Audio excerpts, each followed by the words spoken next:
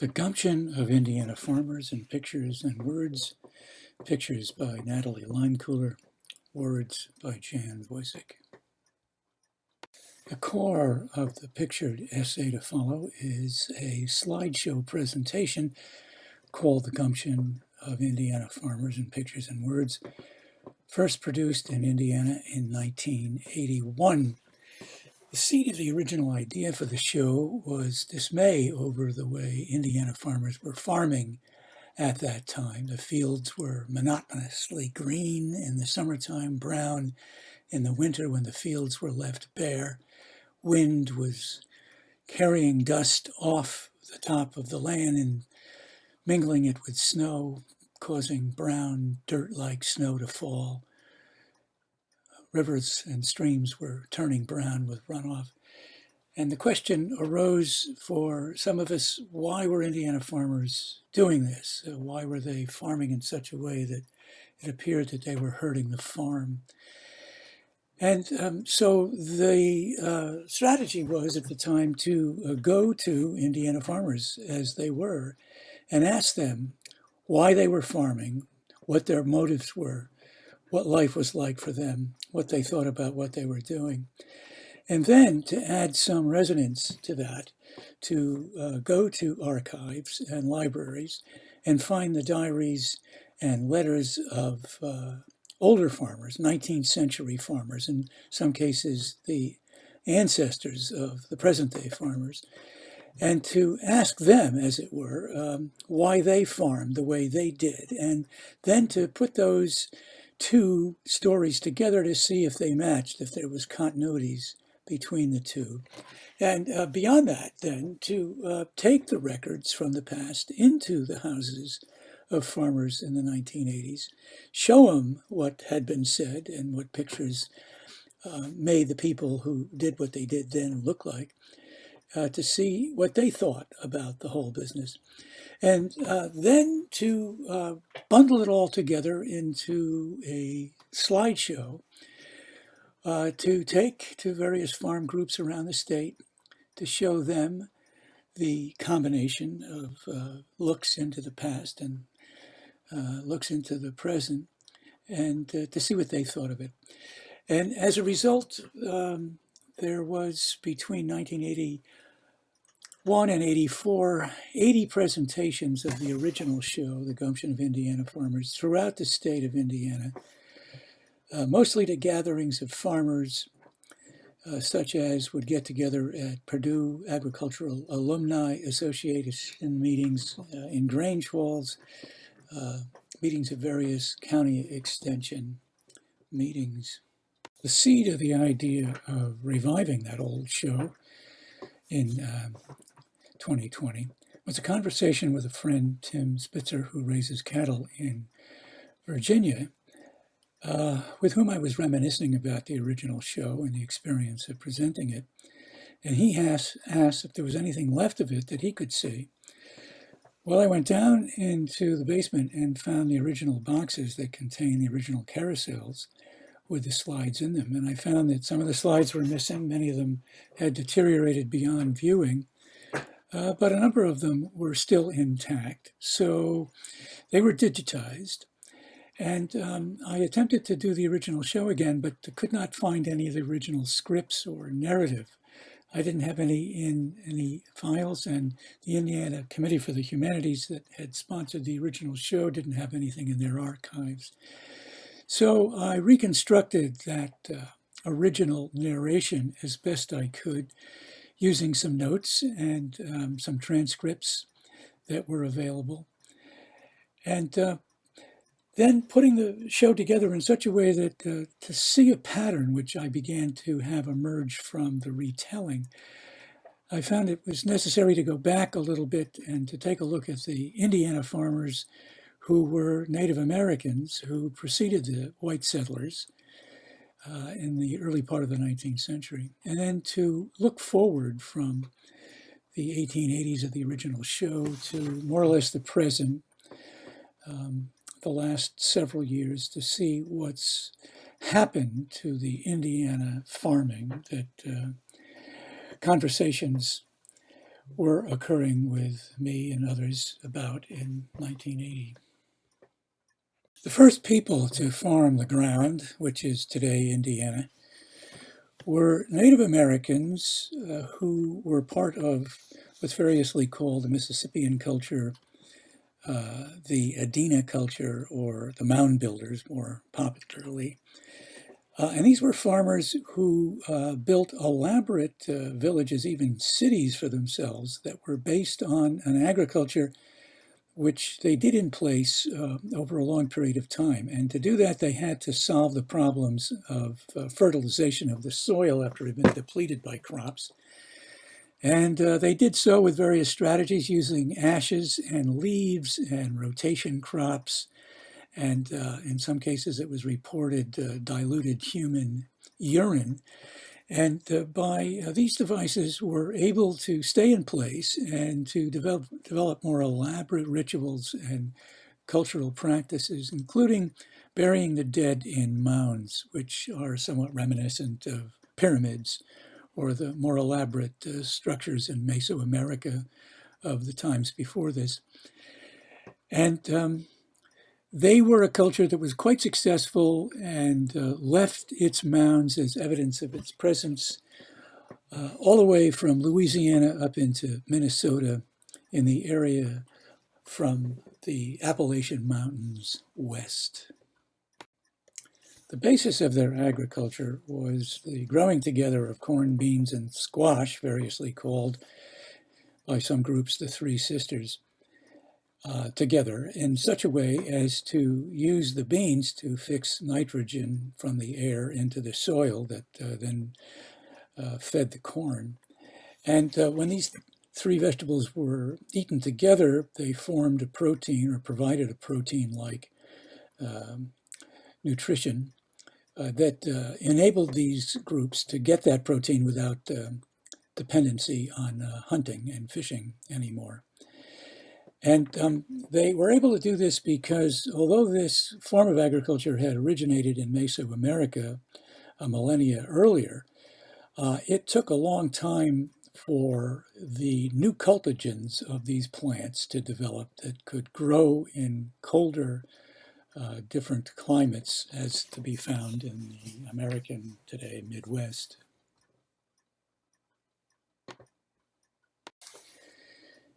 There were fewer mound builder, agricultural farming, Native American settlements in Indiana than there was in Ohio to the east and Illinois, Missouri to the west and the south. And the reason for this probably was that Indiana was grown up into an oak savanna at the time that was difficult to clear. But there were settlements along the Ohio River and Wabash River in the southern part of what is today the state of Indiana. Mound builder culture flourished for a good 500 years in the now American Midwest until it collapsed almost immediately and spontaneously and comprehensively in just several years. By 1550, there were none of these peoples left farming in this area. And the rationale for why that happened is that they succumbed to smallpox and other infectious diseases that were brought to them by their little contact, but sufficient contact with people from Europe who were then living on the coastal areas of the colonial America. These were traders and missionaries and in some cases farmers. So they died off very, very quickly, and they left behind these mounds, which in many cases are still visible. Some are in parks, but some of them are now grown up to trees because subsequent farmers found it difficult to cultivate over the dense buildings that constituted the mounds. The next wave of Indiana farmers were groups, smaller tribes, mostly from coastal areas in colonial America, the north, the east, and the South, who themselves were being displaced by various patterns of colonialization happening in their native lands. And they themselves moved west on their own initiative to find places to live in peace for themselves. And they moved into the same areas that the mound builders had used, sometimes taking advantage of the cleared spaces, often setting up next to rivers, just like their predecessors had. And they brought with them their traditional style of hunting gathering as a way to get enough protein into their diet.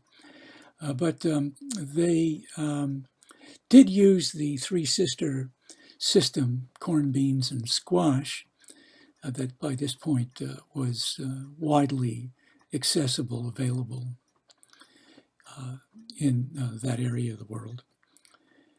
And what we have here are some pictures on the right-hand side of which you see some Native Americans harvesting or butchering some sturgeon, river fish, quite common in the Midwest.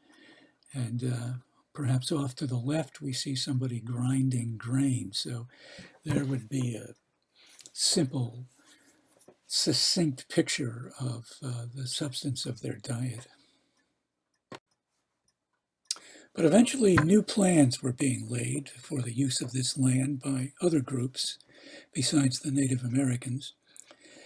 And the map of the Northwest Territory, and then all the lands that were added to it by the Louisiana Purchase of 1803,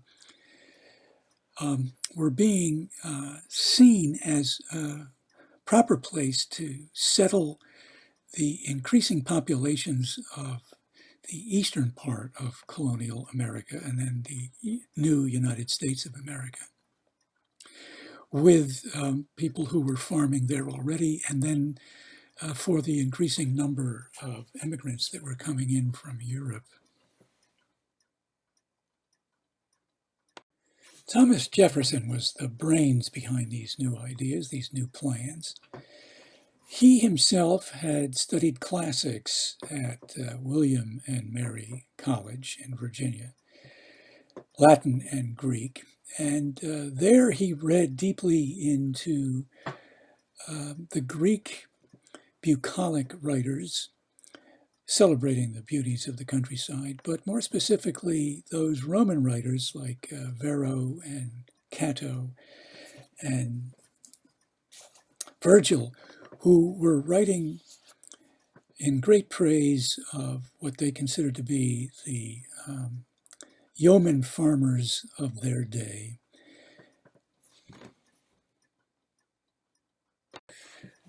Listen to the echoes of Virgil's Georgics passage here, in which Virgil writes, "O farmers more than happy if they've realized their blessings, for whom earth, unprompted, supreme in justice, pours out a rich livelihood from her soil." Listen for echoes of that in the letters that Jefferson writes before he becomes president. "For those who labor in the earth are the chosen people of God, if ever he had a chosen people whose breasts he had made his peculiar deposit for substantial and genuine virtue." And here, thereby, the avenue by which these ancient ideas came into his awareness. Jefferson's strategy for redrawing the map of Indiana was to entice the various Native American groups living there to get into debt, buying the kinds of Western goods they found attractive: guns, alcohol in some cases, metal pots, other metal objects. And then when they were unable to repay the debts, to foreclose on them and require them to sign treaties whereby they would have their debts forgiven in exchange for them leaving the land which was under their feet. His agent for doing so was William Henry Harrison, and in one instance, the Battle of Tippecanoe in 1811, the removal was violent, where a group of Native Americans formed a conspiracy trying to resist their removal that was crushed in the Battle of Tippecanoe. Another removal was the military enforced removal of the Potawatomis, the largest of the native groups in Indiana at the time, in 1830, who were forced against their will to move further west in what has been called a March of Tears or a March of Death. Many of them died along the way.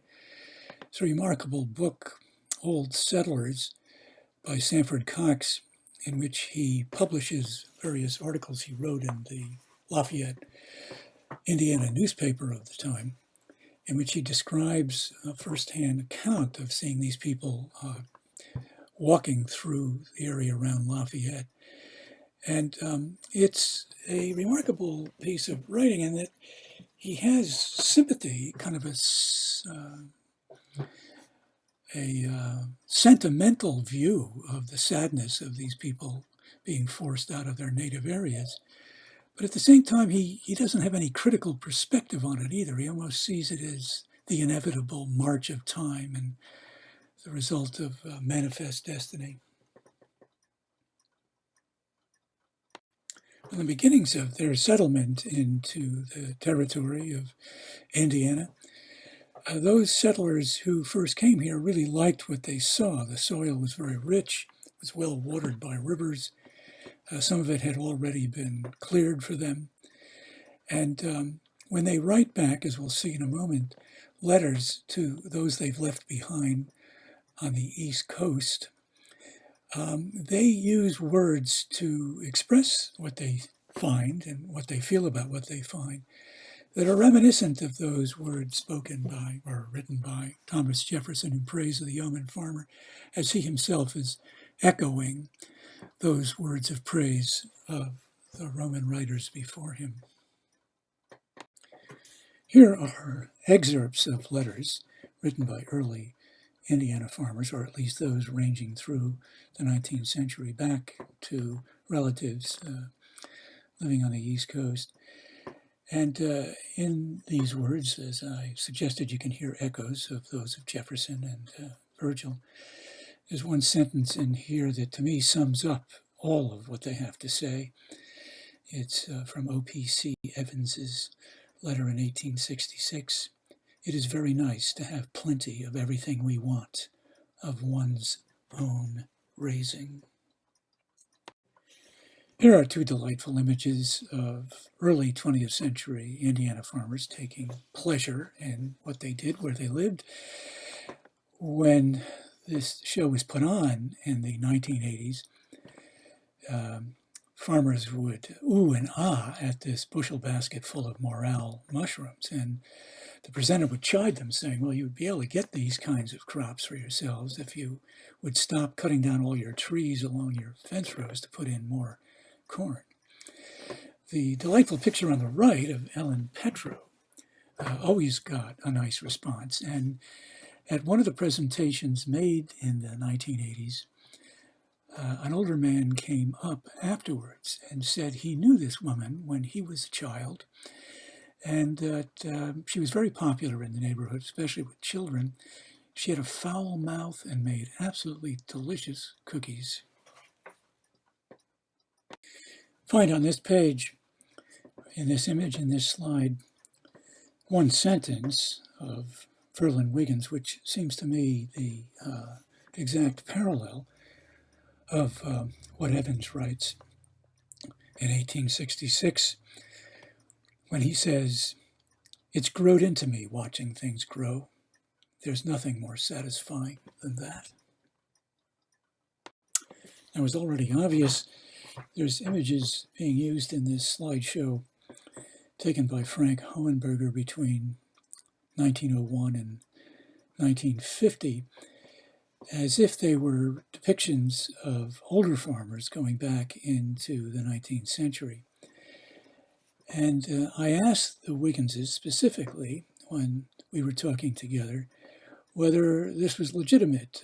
They themselves were people born in the early years of the 20th century, and therefore they have memories of their parents and grandparents who had lived in the 19th century. And was this a legitimate use of these images, kind of a retrospective look on earlier times? And they both said, yes, indeed, that's exactly the way people looked as they remember them. That's the way their farming looked. And then they both said some interesting things. Sheldon said, what was interesting about Indiana farming up until the 1950s was that there were so many different kinds going on. Oxen and horses in use, along with tractors, small farms, big farms, still cabin-style homes. Some farms were messy, a lot of different animals and pastures, big gardens or not. It was only after that that farms began to start looking the same as more or less they do today. And Wilma added that it was always interesting driving around in those days, in their early times after World War II, because there were so many different farms going on, and there were so many stories associated with each one that you knew about who had been there before and who was there now and what was going on in the lives of the people there now so that they would be farming that way. And so it was fascinating to tell those stories to yourselves. Wherever you stopped in Indiana farm country in the 1980s, to ask farmers why they were farming the way they did and what they thought about their lives. You continually heard echoes of what the Wigginses said, and again, echoes from the past. Here's Chuck Dunwoody, who said, you can't describe how good you feel when you come in from the fields after a hard day's work and there's supper on the table that's been cooking while you've been harvesting. This is Paul Stein driving in his combine, a neighbor of mine at the time. We both lived in Battleground, Indiana. And here's what he had to say. And here is a kindly and elegant couple standing in front of their lovely farmhouse. And here's what they had to say. And this statement actually wasn't given in an original interview. It was in a letter that was sent to the presenter after these two people saw a production. So it's a kind of feedback loop on the process of putting together the original show and presenting it. One of the tactics in the interviews of these farm families was to keep asking the questions, well, why do you farm? And they would say things like, well, it's all I know how to do. It's the farm I inherited from my parents. It is a decent way to make a living. The air is fresh and all of that. But if you kept pressing them and not accepting whatever they said until they got to the point where they got dewy-eyed and they told you what was really their underlying motive, and they would say these sweet things about watching animals run around in a pasture, or little green things coming out of the ground, or how wonderful the weather was when it came at the right time, and then how proud you would feel at a field full of corn that you had grown yourself. Here are images of 3 generations of the Hahn family. To the left is James Hahn, John's father, who's sitting at the table with his family in the dining room. And you can see that James says that they had rough times keeping the farm and the family from the 19th century up until the middle of the 20th. But they preserved, and interestingly, he told the story, which I heard repeated a number of times, about especially the Brookston Bank, a village outside of Lafayette, Indiana, which refused to foreclose on farmers during the Depression who couldn't pay their debts. Either they wouldn't foreclose, even though they were required to, or they would have auctions in which they and all of the farmers at the auctions would conspire not to bid on a property that was up for sale for foreclosure, but then offer it back to the original farmer or farm family for $1. And here, then, to the right is a picture of his son, John, and his wife, Marilyn, and their 3 daughters. And here's what he has to say about the farming of his time, that he finds it consistent, he thinks, with the farming of his father, whose house he grew up in. But what he complains about is that he thinks the difference between the farming of his time and earlier times was the preoccupation today with markets, that farmers are just worried sick about whether they're going to get any money back from all the investment they make of time, labor, and money into their crops every year. But part of the strategy of these in-house interviews with the farmers of 1980 was for the interviewer to bring along a folder full of transcripts and images from the 19th century or early 20th century to have a dialogue, as it were, with the earlier writers and the current interviewees. And after John Hahn complained about markets, I read this, and it's a remarkable diary entry from 1866, right after the Civil War, where an Indiana farmer, O.P.C. Evans, gets his cattle into rail cars and takes them all across the country from where he was to the east, looking for a market for his cows. And in the process, the cows shrinking, in some cases being stolen. And he goes from Detroit to Syracuse to Albany and finally to New York City, to the cattle market down there, and finds that even there he can't make any profit, and comes back home and shows his gumption, saying, well, I'm going to just keep at it, and I'm going to get it back at some time.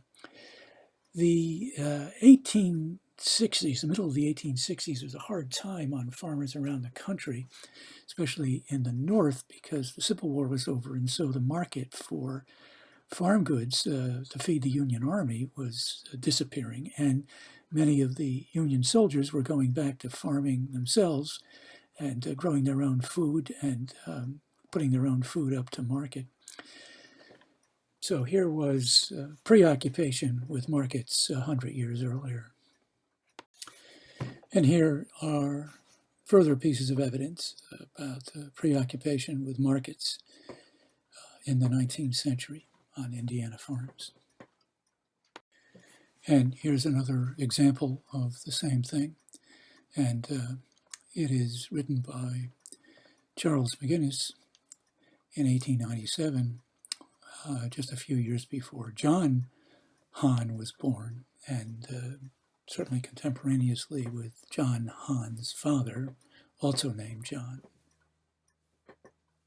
By the way, the picture at the bottom, a painting by George Winters, was hanging in the living room of the Pershings, who've been briefly looked into in previous slides, but who will be speaking more fulsomely in later slides, of the way their farm looked very beautifully in the 1870s. Another idea that would come up in interviews with the 1980 farmers was their sense that they were losing touch with the ground, and the way they would put it is that their machines were huge and kept them off the ground of their fields quite literally, and that this stood for a farming that was becoming less in tune with nature. And as a consequence of this, they thought that this was a change in the farming of their time from the farming of their past. Several of the farmers would point out the irony to them that they spent as much time in the shop on their farm fixing their mechanical machines as they did actually in the fields tending to the crops. And if you went inside their barns or their big sheds, you would find no animals in them and no grain being stored, but instead these massive arrays of tools that made their in-home sheds look like major repair shops. Here are Dunwoody's and Paul Stein's shops. And here's Paul Stein driving his combine one day, and there at his feet you see the tools that he used to keep that machine going. And I happened to be in this cabin with him that day, and I saw him constantly trying to fix things that were shaking loose, and I could understand why. I was absolutely amazed myself at how rough the drive was. When you would look out on a field and see these machines moving over it would look like a ship at sea moving very smoothly. But in fact, the ground would be very rough and lots of bumps, and the machinery would be apparently shaking itself apart while it was being used. Here's a lovely picture of Paul Stein standing next to his tractor, taken by Natalie Leimkuhler, and fermented, one might say, by 40 years in a musty basement into an image that looks like a French Impressionist painter could have done it. In taking up this idea of the mechanization or the removal or the drift away from the natural world in the process of farming it in Indiana, when you look at that idea again of Dunwoody's and take it with you back into the folders of images and transcripts from the 19th century, what you find there is as rapid a movement towards what would eventually be the kind of farming of Dunwoody and Stein by the early farmers on the Indiana fields. They wanted big machines, they wanted them as fast as they could get them, and they used them hard.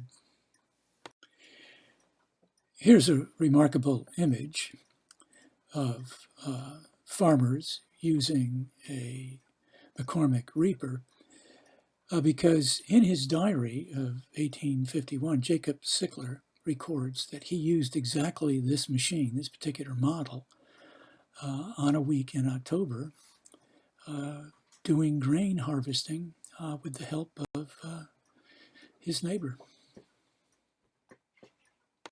And here's another remarkable image bringing from the middle of the 19th century to its end the same basic view of the Indiana farming of its time, whereby Charles McGinnis, this is a photo taken by Frank Hohenberger, working in the field with a reaper of his day, not altogether different in design from the McCormick reaper of the middle of the 19th century. It becomes quite startling to notice the number of images one finds of early Indiana farming, how industrial it gets to look by the beginning of the 20th century with the application of steam power augmenting that of horsepower. And look at the energy being expended here in a picture that benefits perhaps from 40 years of impressionistic deterioration. If one travels around the country today and goes in the summertime to various old farmer type days, presentations of old equipment that's been restored and on display, one finds that after the Civil War, there was an enormous number of steam-driven machinery that was produced for farming, probably as a result of changes in the labor situation on farms. The South had lost its slave labor, and the North was finding that productive farming, or at least lucrative farming, could only be done with large volumes of crops, far beyond the capacity of just horse-drawn equipment to be able to produce. And so a rapid development of mechanized farming tools. Another way to trace this process is to look at mid-19th century farm periodicals that are filled with pictures like this one of a factory in Indiana that's producing metal farming equipment. And then to see all of the ads for the remarkable number of tools getting bigger and stronger and more muscular and more mechanized that were being produced at the time. So that when Chuck Dunwoody was shown this picture taken by Hohenberger, early part of the 20th century, and then a picture taken by Natalie Leimkuhler, which will be shown in just a moment, he had to admit that really there wasn't that much difference in kind between what this farmer was doing, putting grain into a hopper, as what he was doing on his farm perhaps 80 years later.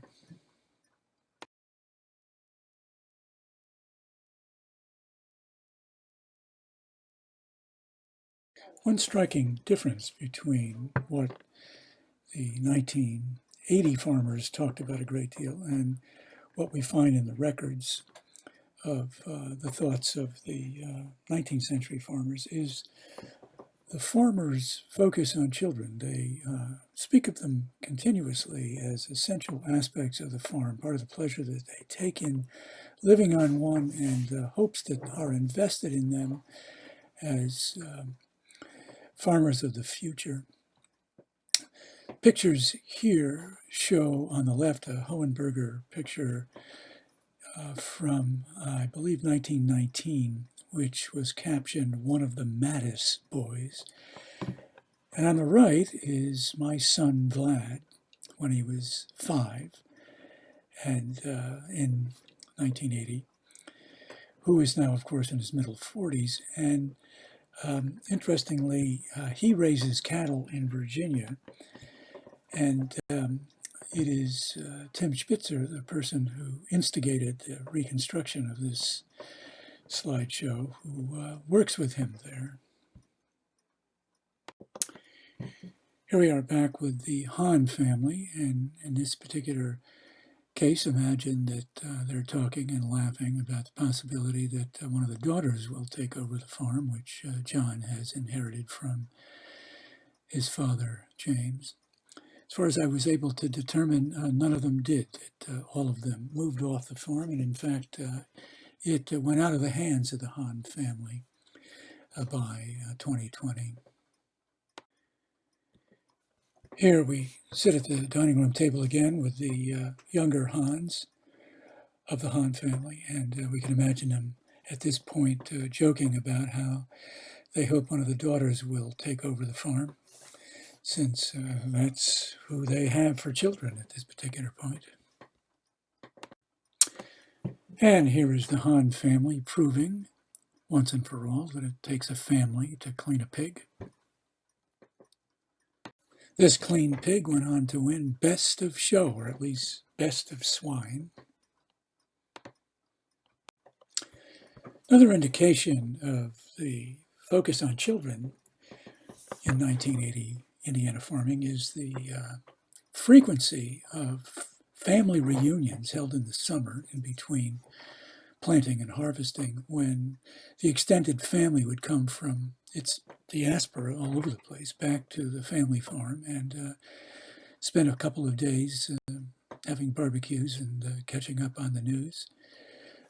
It was very, very frequent. Here are some pictures taken at a Dunwoody family reunion one summer, and you can see the younger generation is getting prepared to take over. Here are some pictures of the idyllic life on the farm with children. There's the Dunwoodies on the upper part, and on the bottom part I've snuck in a picture to illustrate something Charles said about his daughter, with an image of my granddaughter, as she is almost today. She's older than this now, Esther, the daughter of Vlad, the cattle farmer in Virginia. A lovely picture of the Hans, a daughter taking over the wheel. Here's a stunning shot of Mary Stein talking about the pleasures of raising children on the farm she shares with Paul.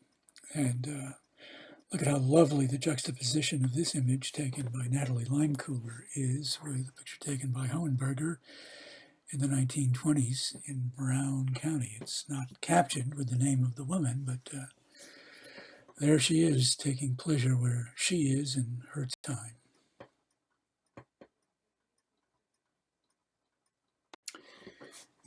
And here are the elegant Pershings again in front of their lovely home, saying what they have to say about the pleasures of children on the farm.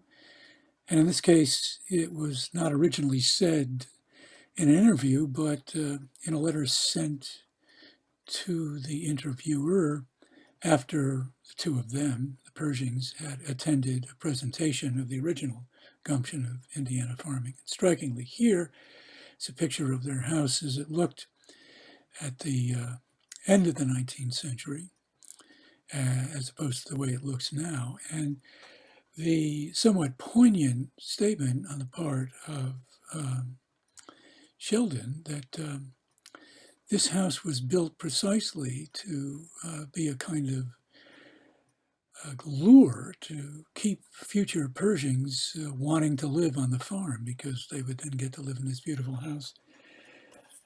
It, though, turns out that that plan did not come to fruition. A man by the name of William Bruce Rose, the founder of the rock group Guns N' Roses, who originated in Lafayette himself, bought the farm for himself as his local homestead. The images that we have of early Indiana farming, retrospectively back into the 19th century, show that those Indiana farm families had plenty of children, all right. There's lots of them crowded into the pictures. But little evidence can be found, at least in the sources that I was able to find, of letters and diaries of the older farmers, of them talking about children very much, certainly not in the euphoric ways that the 1980 farmers were talking about them.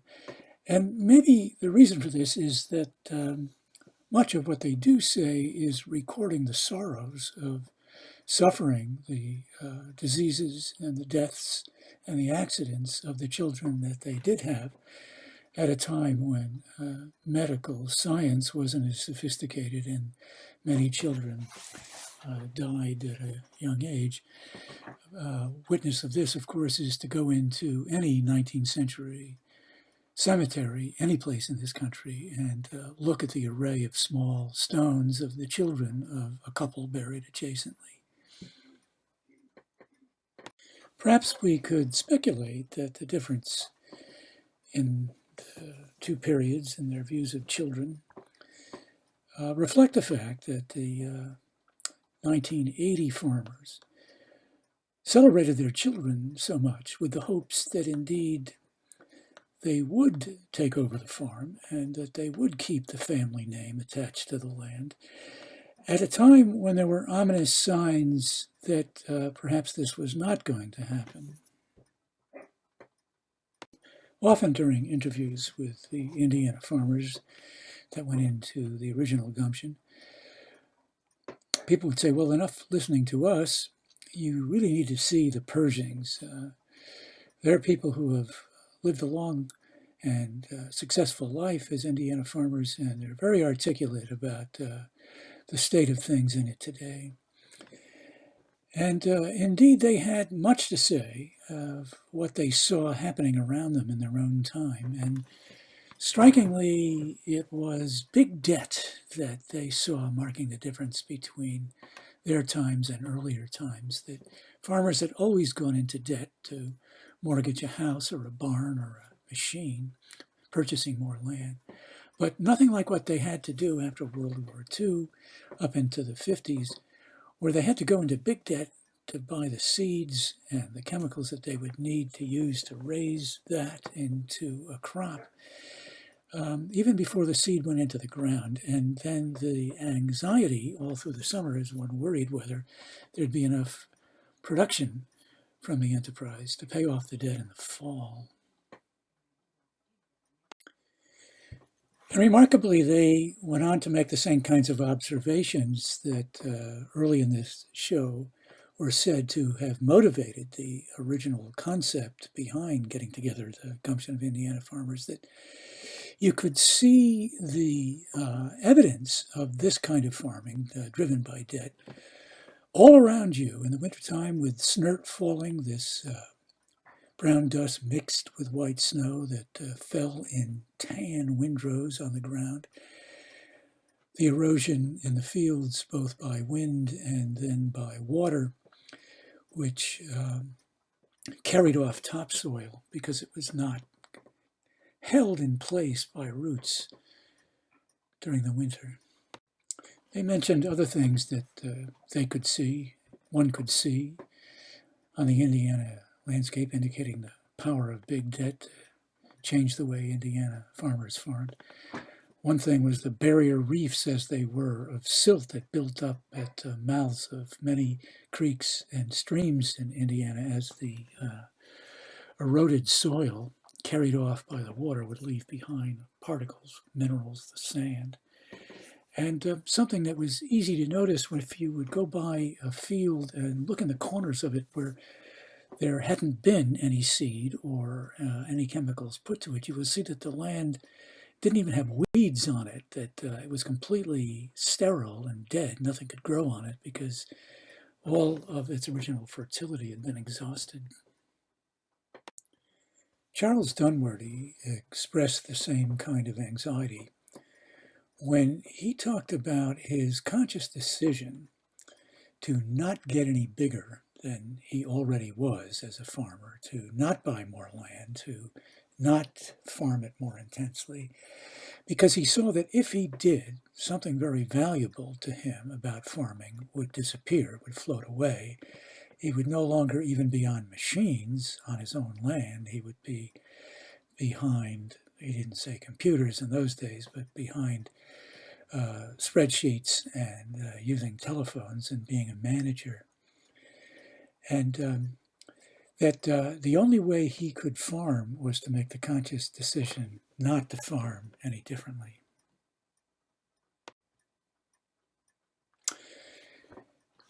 Charles Dunworthy was very proud to show off his grass waterways. These were parts of his land that were not cropped, that were allowed to grow to grass, and had ditches in them to draw water off the land in a more modulated way so that it wouldn't erode and so that the water could be recovered. And he saw these waterways as signs of his sense of restraint, of what he had to put to his farming to be able to continue to do it at all.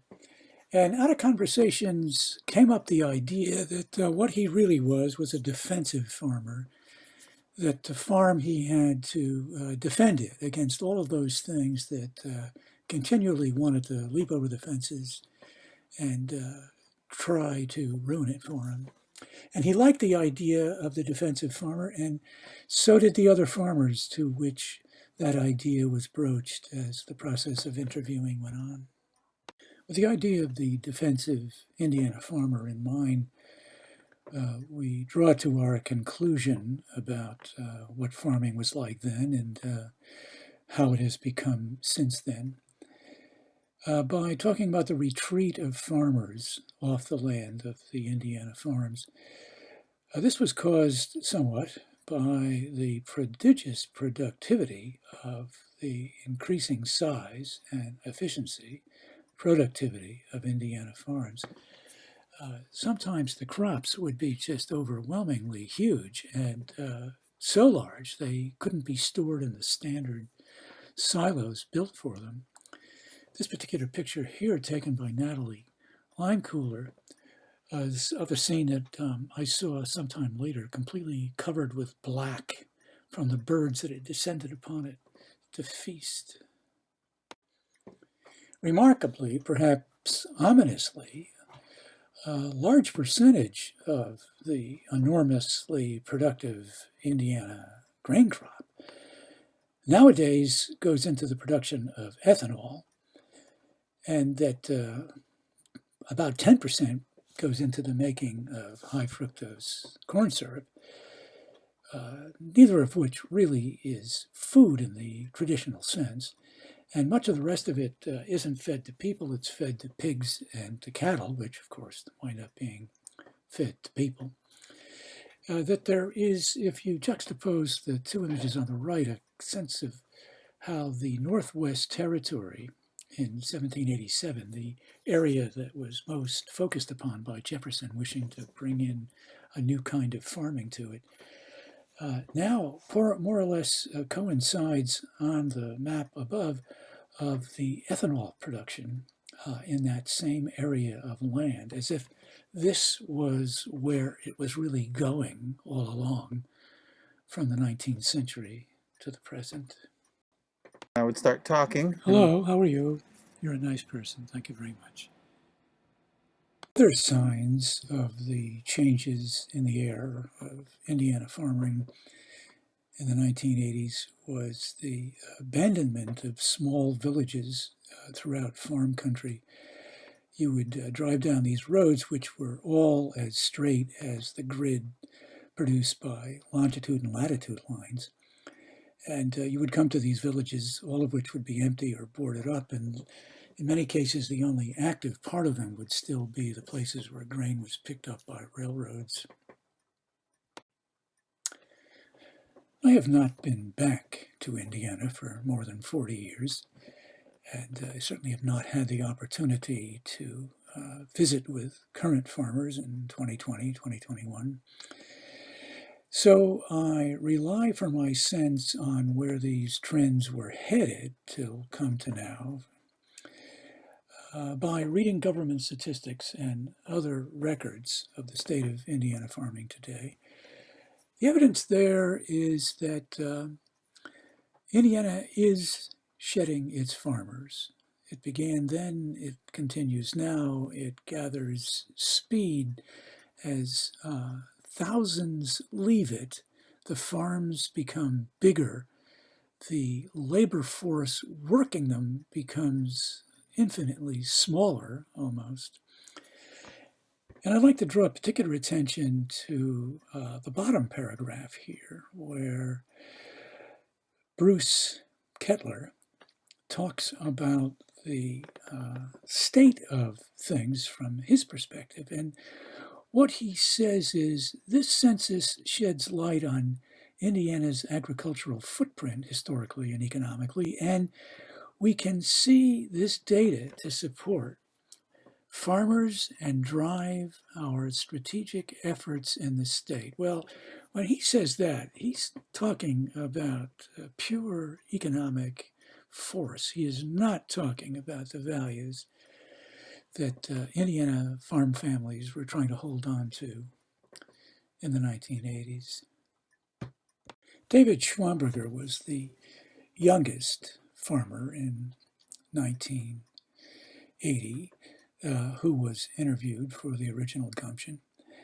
And he had a particularly interesting and surprising take on where things were going in the farming of his day, which adds a little support to the idea building here about the shedding of Indiana farmers. And that is that he couldn't find any women willing to come out and live on that farm with him. He very much wanted to get married and have a family, to become a family farmer in Indiana, but he failed to be able to do it, that he lived in such a remote place, so far away from anybody else, that women were not interested in joining him out there. And he said that it wasn't just him, he was a nice fellow, and that he could make himself into a fine husband for somebody, but other bachelor farmers were saying the same thing, that the women were bailing out. An astonishing statistic, at least to me, is discovering that the very productive farming of an acre of Indiana farmland, if the right chemicals are put in the right proportions at the right time, and the weather is kind with the right amount of moisture at the right time, that an average acre can produce between 260 and 300 bushels of corn an acre. But that the price that one could get for selling that could be between $750 and $800.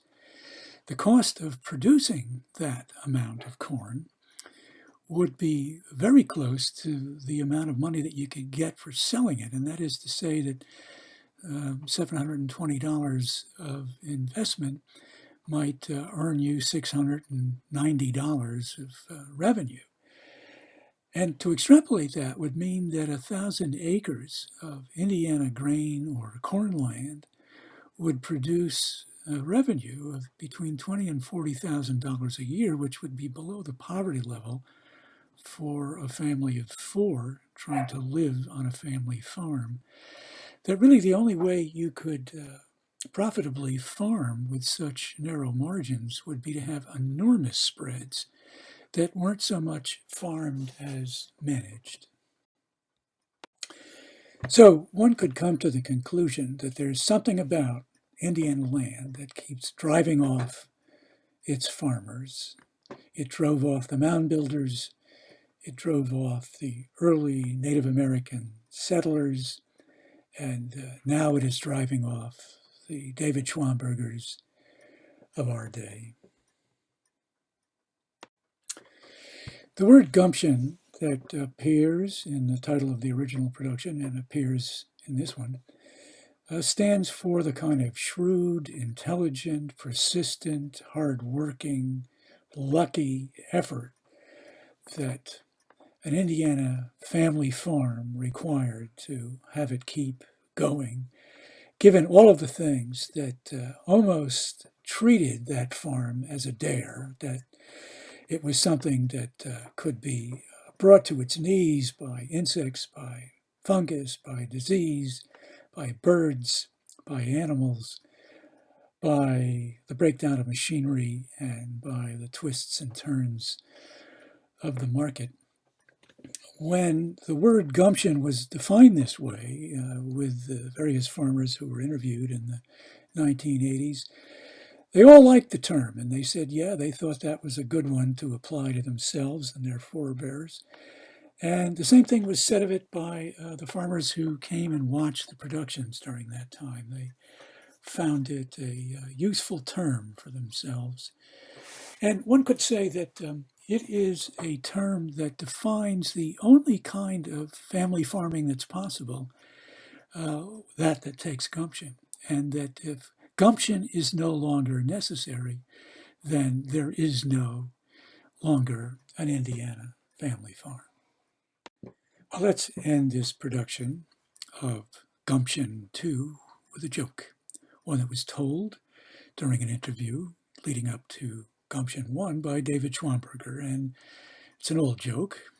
It is that if you gave a farmer $1 million, he'd just keep farming till the money ran out. Well, that joke was included in the presentations done around the state between 1980 and 1984.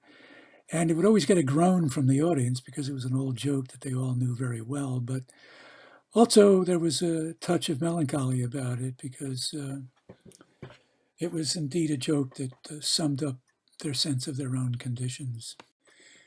Well, here are some of the footnotes, as it were, to Gumption 2. Here's a description of how it came about that a grant was given to Natalie Leimkuhler and Jan Wojcik by the then called Indiana Committee for the Humanities. Now it's called Humanities Indiana, to put this original show together in the 1980s. And here are pictures of Natalie Leimkuhler and Jan Wojcik as they looked then, and they don't look like this at all anymore. The original Gumption would never have happened or come together without the goodwill and the intelligence and the enthusiasm of this man, Maury Williamson. He was the first director of the Purdue Agricultural Alumni Association.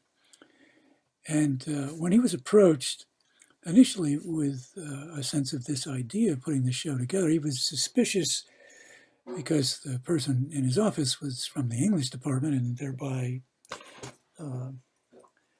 not somebody that automatically would be assumed to have any sympathy towards Indiana farming.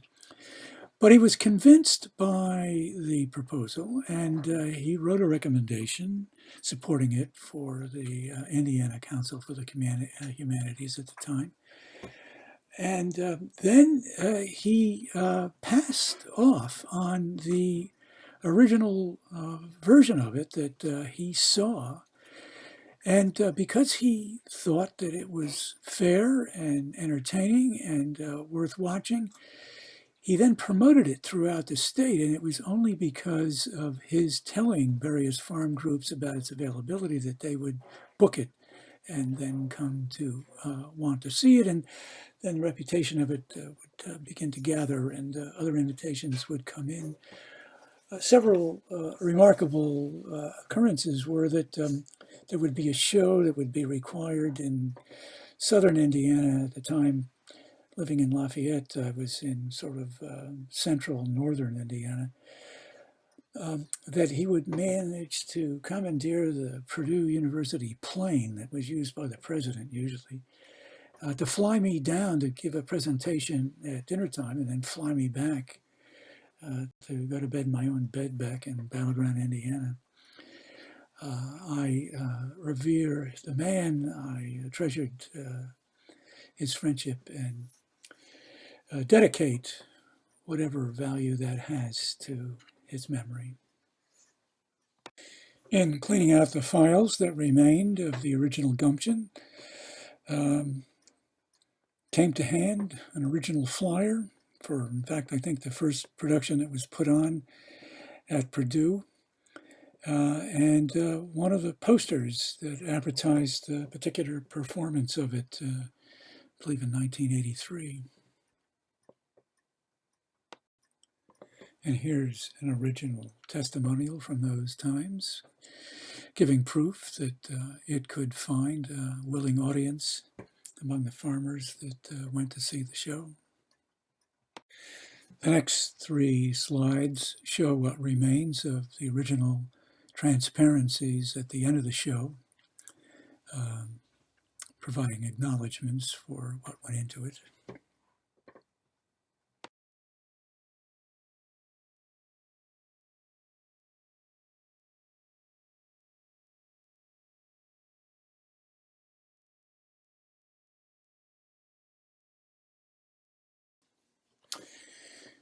Here's evidence that the farmers in Indiana had a profound impact on the person who put together the original Gumption, in that often they would half-jokingly ask, well, if you think you know that much about farming, why don't you try it yourself? And at the time, I would say, well, I wouldn't have the slightest idea how to begin. But as it turns out, I met my wife at one of the presentations, she being somebody who taught at Purdue at the time, as I did, but who had been raised on a farm in Nebraska.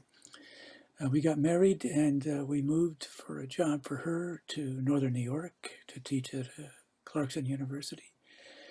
Bought an old farmstead, built this barn, and raised basically, or mostly, sheep in it for 25 years, along with turkeys and chickens. So the show had an impact